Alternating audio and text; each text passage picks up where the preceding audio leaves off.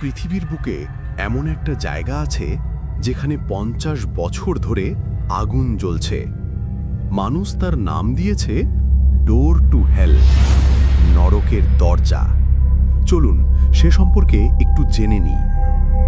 তুর্কমেনিস্তানের Karakum মরুভূমির মাঝখানে জ্বলছে এই বিশাল আগুনের গর্ত।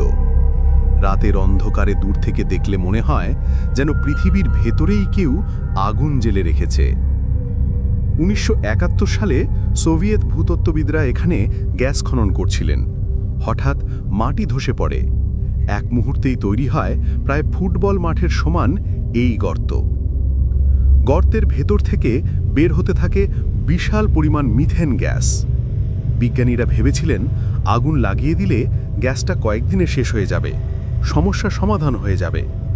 কিন্তু কয়েকদিনের আগুন রূপ নিল ৫০ বছরের আগুনে।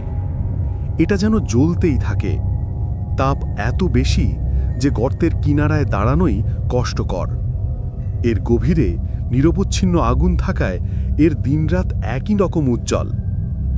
আজও বিজ্ঞানীরা নিশ্চিত নন আগুনটা কবে নিভবে বা আদৌ কখনো নিভবে কিনা, কারণ গর্তের নিচে এখনও রয়েছে বিশাল প্রাকৃতিক গ্যাসের ভাণ্ডার।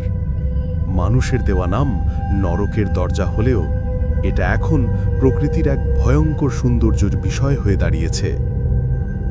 আপনি যদি এর সামনে দাঁড়াতেন, আপনি কি ভয় পেতেন, নাকি এই আগুনের সৌন্দর্যে মুগ্ধ হয়ে যেতেন? কমেন্টে জানান আপনার মতামত। প্রিয় বন্ধুরা, ভিডিওটি ভালো লাগলে চ্যানেলটি সাবস্ক্রাইব করুন।